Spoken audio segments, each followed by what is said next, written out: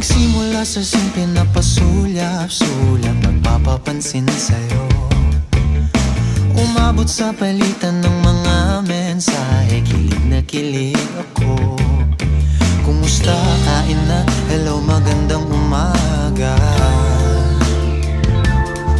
Ingat ka, pahinga, huwag kang masyadong magpupuyat pa. Naramdaman ng puso na dahan-dahan na pang nahuhulog sa'yo. Sa kada araw natin na pag-uusap, meron nang